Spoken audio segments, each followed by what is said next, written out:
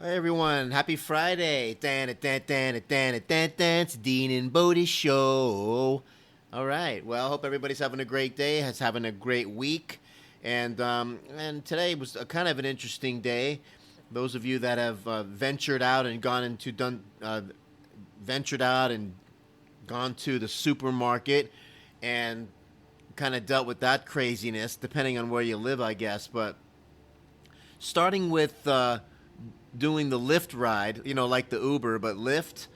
Yeah, because I can work from my phone and it just makes it easier for me. I can multitask and have the Lyft driver, but wearing the face mask and even the gloves, out of respect for not only the driver, but when you go to the grocery store, it's almost like you're doing it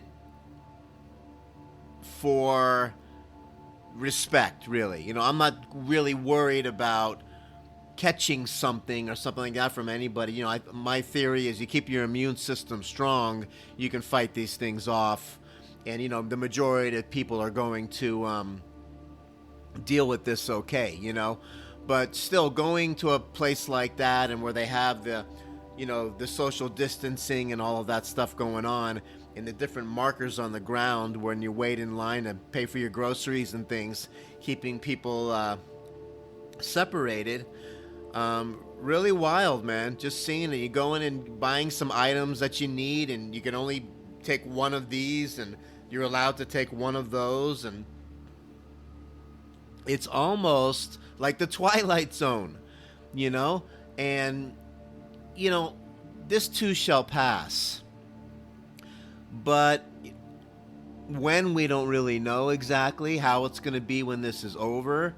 From kids in school and, high school prom and all of these things that I went through, all of a sudden I feel more blessed that I went through it because of what's going on now.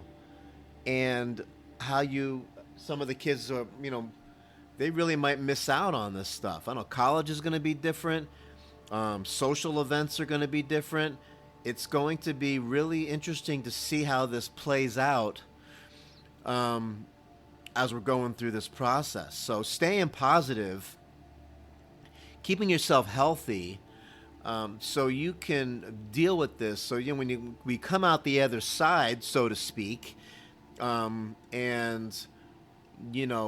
we get moving down that road, you want to be level-headed, because this can really get you bent out of shape if you let it, and that's what you don't want to do. So I wanted to just kind of touch on a story. I don't know why this is on my mind for some reason, but it is. Growing up in Miami, I've been doing some stories here about Miami and, Little League and things like that. Baseball and football I played down there, and it was just priceless. And for some reason today I thought about how Halloween was back then. And, like right now where I am, out here in Dallas, nobody comes to the door for candy. It's like really, really bizarre. When we went out back in the day, man, in Kendall, in Miami, the neighborhood was huge. There was an old section, there was a new section, and you'd walk around the outside, right? Get all the candy, bring it home, dump it on the floor so mom can comb through the whole thing and make sure there's no, razor blades or something weird in there. And then you would go out again with the pillowcase we would use and go around the inside track, as we called it. And there was the new section and the old section. Another giant sack full. And, man, this candy, it would last you the whole school year, man. I remember then you're going back to school and you're sharing your candy, and it was just really unbelievable compared to the way it is now, And for some reason I was thinking about that and how that was back then. whole different world growing up back in, we're talking the 60s and the 70s, but it was really, really great. So many kids in the neighborhood. Always some activities going on with foot races and bicycle wheelie contests and hide and go seeks and tackle football and other crazy games we would make up. We would make up. One comes to mind because I got hit in the mouth with a golf club, and the tip of my tongue was kind of dangling after that. But for some reason, we decided the geniuses that we were, to play hockey with a basketball and some golf clubs. Not a good idea. Number one, the ball's too big. Number two, the golf club really doesn't hit it really well. But we decided to do it anyway. We're pushing it and we're whacking it. And somebody missed the ball, a friend of mine at the time, and hit me in the mouth with the golf club. So that pretty much ended our day. It's amazing that I didn't lose any teeth. And all I had was the tip of my tongue dangling. And we got through that, but that was a close one, man. It definitely could have been a lot worse, but we used to bang each other up pretty good back in the day. And we were always having like foot races around the neighborhood to see who was the fastest, and wheelie contests on your bicycle, who can ride the wheelie the longest. Unreal. And the Halloween, what we were just talking about, going around the outside track, the new section and the old section, then going around the inside track, the new and the old. You had 2 full pillowcases full of candy. It was like it would last you the whole entire year, the candy. Incredible. And, I remember walking around the corner one time, and there was this house. There was always this one house that used to scare the daylights out of us, right? The guy would dress up, like the Grim Reaper kind of costume. And as you walk, he had a long walkway up to the front door, and as you're walking up to the door slowly, me and my friends and I, we would be like, okay, you go first, and then we would be like, no, you go, and somebody would have the nerve to finally start walking up this long walk, this cement little walks like a sidewalk, but it'd take a while to get to the front door. It was this particular design they had at this house. And as you got halfway, 3/4 of the way to the front door, he would just stand up slowly with this Grim Reaper outfit on and the whole face made up like the skeleton and really well done. Scare the daylights out of you, and you just turn around and run. None of us got any candy from that house year after year because we were so terrified we couldn't get to the front door. But that's what made Halloween great, man. The scary ones like that, some of the ones that were just kind of funny, and it was just such an amazing time. It's really beyond words compared to what's going on now. I don't even have anybody come anymore. The last 2 years, I've gotten no candy, and I've hit it spot on. I haven't had to have any leftovers and eat it all myself. I just said, you know what, I'm not doing it.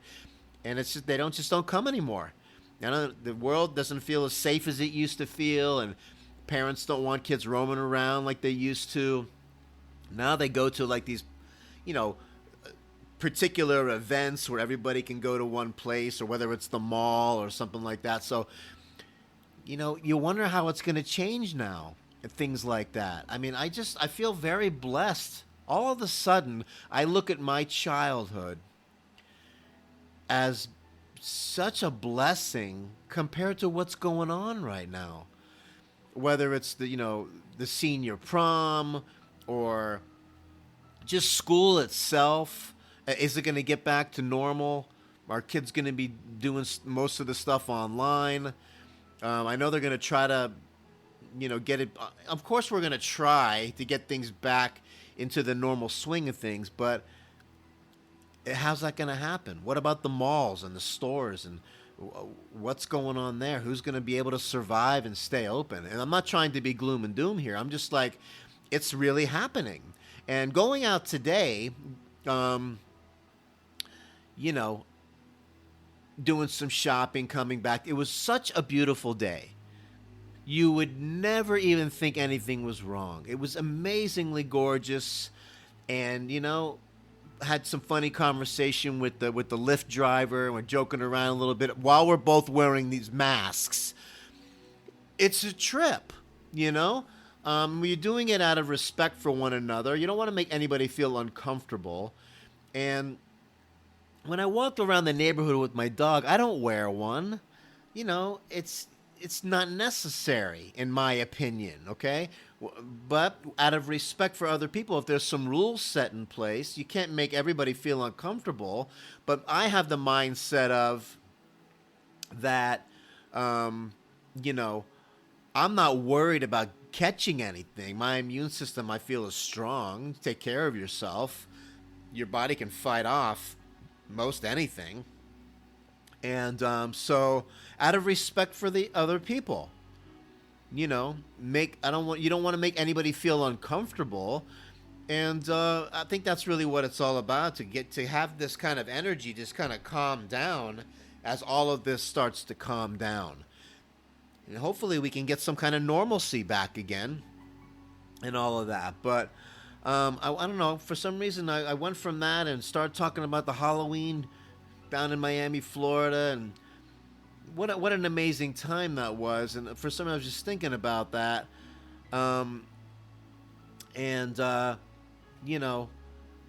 Hopefully some of these things, they probably will never be the same again. It's going to be an interesting thing to see. In the meantime, you keep yourself positive. Do some positive things.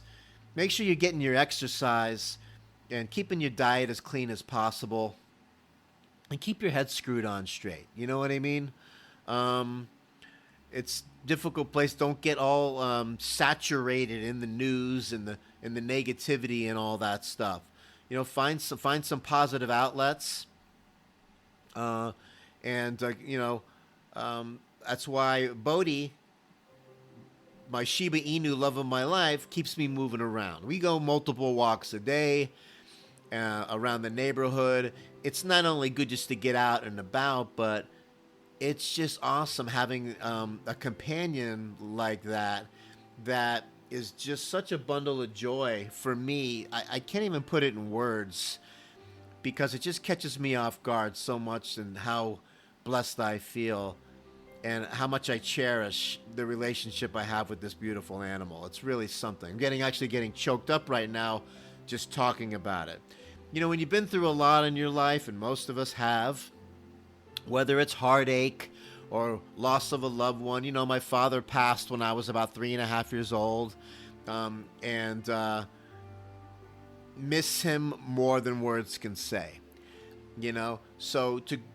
And going through a lot of different stresses in my life, and dealing with this anxiety, and this, as I talked about the depersonalization, derealization, the branches of, and I dip in and out of that still, and sometimes it weighs pretty heavy, and you have to have some outlets, and that's why, going to the gym, doing some kind of exercise, getting outside, and don't let any stress grab a hold of you. Whatever works for you in those arenas, do it. Because it's major. It's major, cleaning the cobwebs out of your brain, giving you some mental clarity, and keeping an eye on things. So we can get down the road on this thing and come out the other side even better.